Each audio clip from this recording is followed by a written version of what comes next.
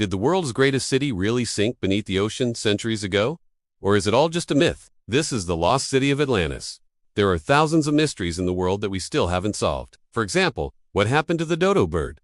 Why did cats meow like babies? And who shot Lincoln's assassin, John Wilkes Booth? But few mysteries have captured the human imagination quite like the mystery of Atlantis. In Plato's text, Atlantis is described as an advanced civilization that was located in the Atlantic Ocean. He said it was home to an advanced culture with amazing architecture, infrastructure, and technology that eventually grew too powerful. So the gods punished them by sinking their entire city into the ocean. Since Plato wrote about this alleged lost city, people have been trying to find evidence that it ever existed. In today's video, we are going to take a look at some of the most compelling evidence for and against the existence of Atlantis. So let's jump in. First off, we need to talk about Plato, because he is our first piece of evidence. When Plato mentioned Atlantis, he was writing about an event that supposedly took place around 9,000 years before his time. According to Plato, the Atlanteans were a great civilization, but they grew arrogant and greedy, and the gods punished them. So they vanished beneath the waves of the ocean. One of the reasons why Plato wrote about this legendary civilization was to make a point about the dangers of unchecked power. It seems like he created Atlantis as a way to teach a lesson. Some historians also believe that Plato might have used Atlantis to criticize the rising power of the Empire of Tyre, which was situated on the coast of modern-day Lebanon. At the time of Plato, Tyre was growing in wealth and power, so perhaps Plato used Atlantis as an allegory to warn them not to get too full of themselves. Another reason some historians say Plato made up Atlantis is because there are a lot of similarities between the story of Atlantis and the story of Troy. Both cities started out small but grew into large, rich empires. They both had a king named Minos.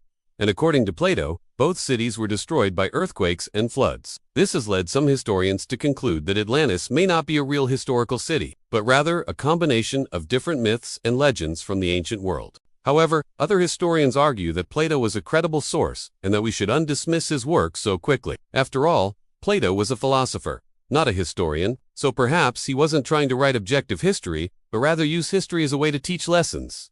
So what does the evidence say? Well, according to Plato, Atlantis was located in the Atlantic Ocean, somewhere near the Strait of Gibraltar. He said it was an island that was bigger than Libya and Egypt put together. But despite being so big, no one can find any evidence of it ever existing. Many people try to link Atlantis to the real world. For example, some say Atlantis could have been located in Greece, while others believe it was located in Egypt.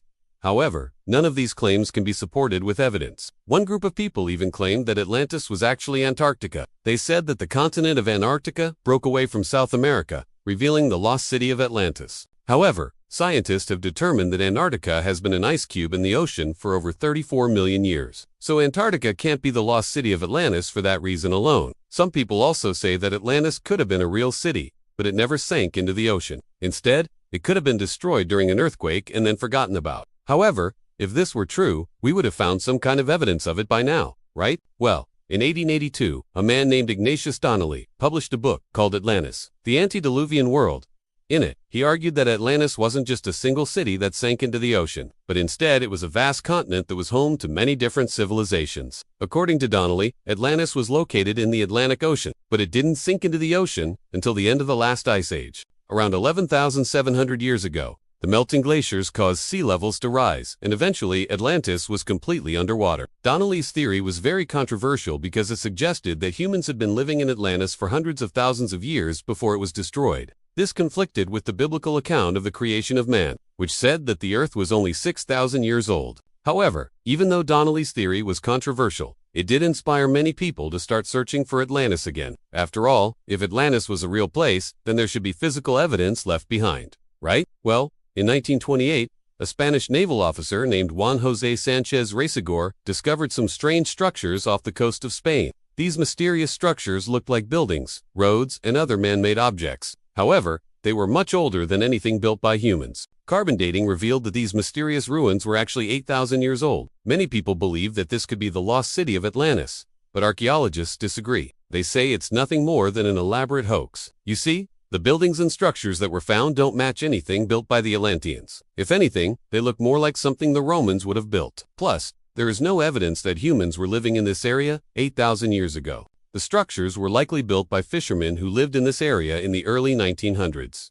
Unfortunately, the fishermen destroyed these mysterious structures while building their own homes. If we had been able to study them, we might have learned something incredible about the lost city of Atlantis. However, since they were destroyed, all we have are pictures and speculation. As time went on, more and more explorers started coming forward saying that they found evidence of Atlantis. But each time more evidence came forward, it turned out to be a hoax. Eventually, people stopped believing that Atlantis was real. However, a man named Robert Bauval was determined to prove Atlantis was real, so he began searching the ocean's floor for traces of it. Using sonar equipment, Bauval scanned the ocean floor and discovered a massive wall that was hiding underwater. He believed that this was part of the legendary wall that Plato mentioned. However, scientists disagree. They claim the wall was naturally formed and has nothing to do with Atlantis. More recently, a man named Paul J. MacCready made headlines when he claimed that he found the lost city of Atlantis. According to MacCready, he was diving in the Atlantic Ocean when he saw a series of perfectly straight lines on the ocean floor. He believed that these lines were roads that were built by the Atlanteans. However,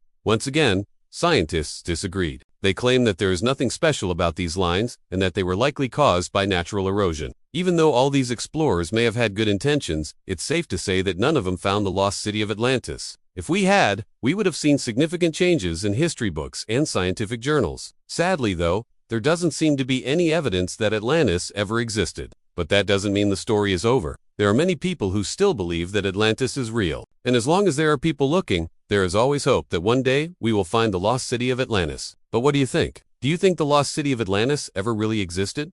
Let me know your thoughts in the comments below, and remember to stay tuned for more videos. Thank you for watching.